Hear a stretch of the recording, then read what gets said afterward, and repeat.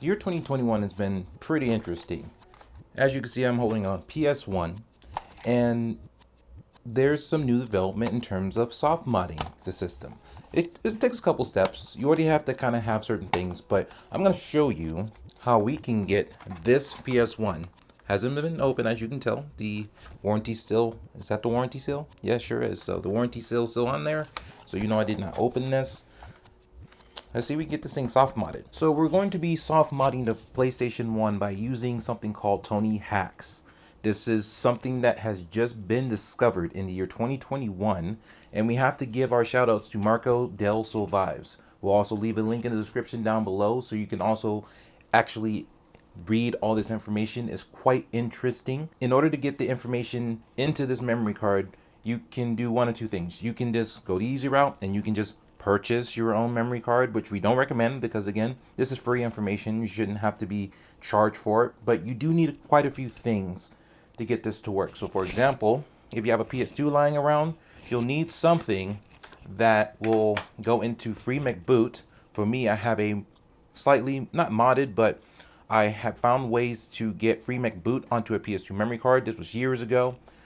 But you also need a way to get those Tonyhax files from the source, like a USB card, over to your memory cards, which you need this for. And then you need something to actually launch said exploit. So it was originally found, I guess Tonyhawk Pro Skater 2 was good, but there's actually a small list of titles that you may already own that will work. So when I originally read this, apologize for the lights, hope that doesn't distract you, but when I originally read the article, Tonyhawk Pro Skater 2 was like the main game that was used for the Tonyhax. But there are other games like Crash Bandicoot 2 and 3, some other games. There's a list. I'll leave it in the link in the description below. But, you know, Tonyhawk Pro Skater 3 is another one of those games. I was checking local video game stores in my area. They didn't have that. So, fortunately, I already had this in my library. And so, now I'm going to go ahead, turn some things on, and get this stuff going. We went ahead and downloaded the Tonyhax. It's not very big at all, but I have my USB stick plugged into the computer, and first thing we're going to do, and this is a big deal, is what you need to do. Make sure you check your README first. So you got your README because you have to make sure you understand it. Now you can also go on the site, on the original site, and just read how to do it. Scroll this thing all the way up. But this essentially just tells you how to install it. And the biggest thing is that you have to make sure, once you figure out your way of getting this information onto the memory card, then just follow that instruction. So for example, I'm going to be using FreeMcBoot on the PlayStation 2. So doing it this way, you're gonna want to use the raw save files, making sure you do not rename them. What that means is when you're in here, you don't go for the MCS files, the .mcs's. Hope you can see that. You want to go and get these raw files here. And so all this kind of depends on what you have. So go back and you can kind of see the list right here. So the first thing is you have to get the Tonyhax SPL. And so since the MCS file is we need to get the BESLEM 99999 Tonyhax. You need to move that file first to your USB stick. So let's see if we can remember how that's spelled. It's probably this one right here. BESLEM, the 59 Tonyhax. Verify that again. Yep. So I'm just going to go ahead and move that straight over to my USB drive. So that's done. So the next thing you need to do is find the file that relates to the game you're going to be using to execute this hack. So since we're using Tonyhawk Pro Skater 3, we're gonna go, and it's the United States version, not the Japanese or European, but I understand those also work for your region, which is amazing. Tonyhawk Pro Skater C NTSC, so the one I need is BASLUS, all that stuff there. G1, I think that's the one. I hope that's the one. I think we found it. So we're going to go ahead and move this one also to the drive. Once that is done, you should be able to move the files from the USB stick to the PS1 memory card via the PS2 FreeMcBoot exploit. So let's get started there.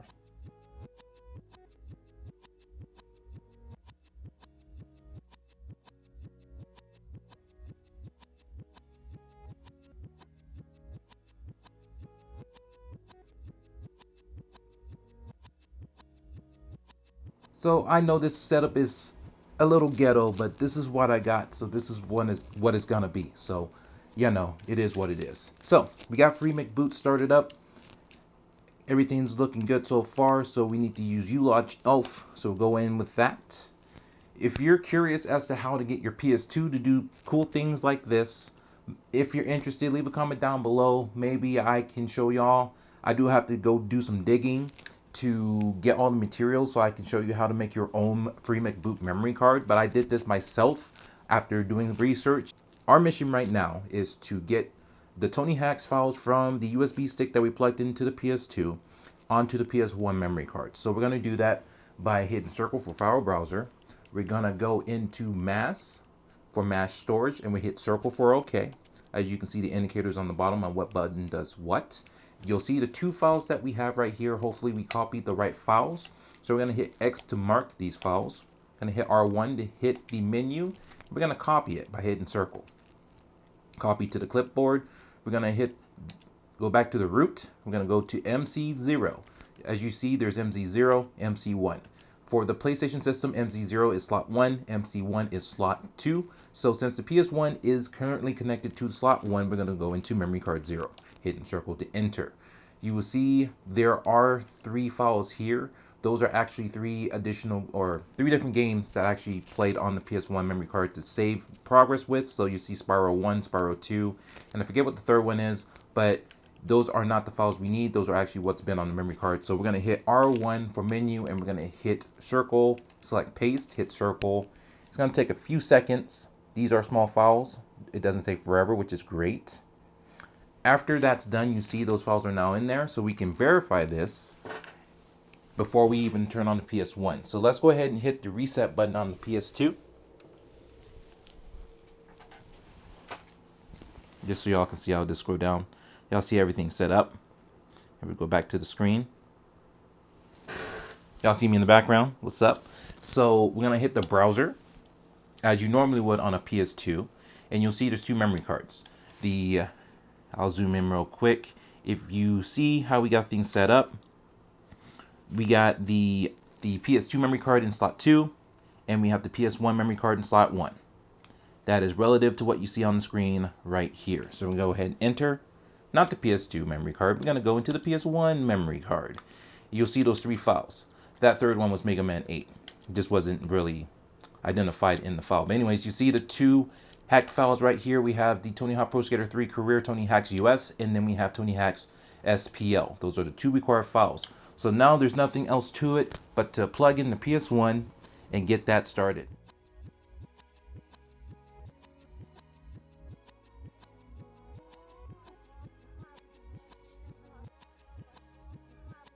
Alright, so it is time to see if this works. So we have our copy of Tonyhawk Pro Skater 3. We're going to put it in the PS1 right now.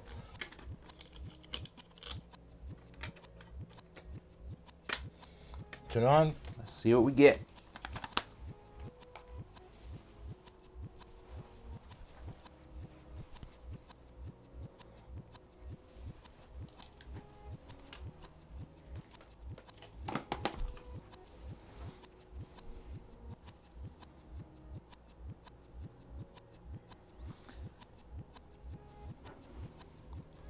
What's up, y'all?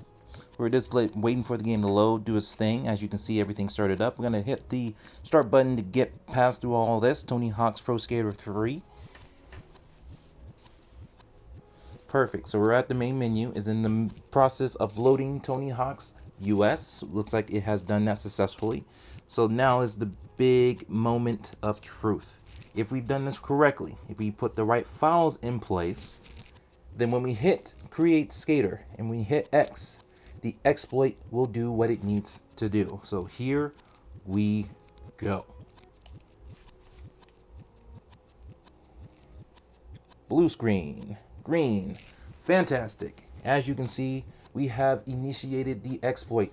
Tonyhax 1.1.2. Integrity check has passed. BIOS is there, unlocking CD drive. This is the American region. Unlocked successfully. It is asking me right now to swap CD. So ladies and gentlemen, what we have today is Castlevania. So this is the original copy of Castlevania Symphony of the Night for the PS1. I went ahead and made a backup copy of this game. And I just wanted to show you, and obviously this is not the original case for it. This was like a custom, but I used a very weak printer. And so sorry that that looks funky, but I'd rather have a case for it than have no case. But I saved a little bit of money because it didn't have the original case. But went ahead and backed up Castlevania Symphony of the Night for the PlayStation 1. Did this myself. Didn't go into the sea of piracy. That's not what we do around here. Only backup games that I own. So, everything works. Let's see what happens. Initializing CD. Put this back in its case.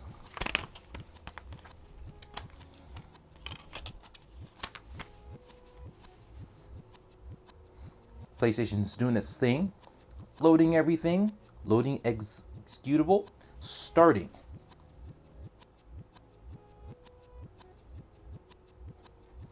And there you go, ladies and gentlemen.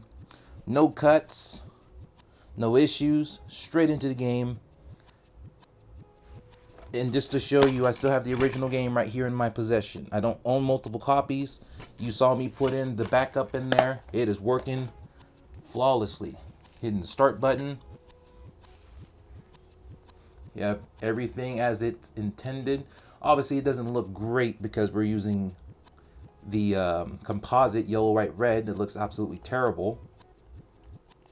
Just put in some random stuff in there. Let it load.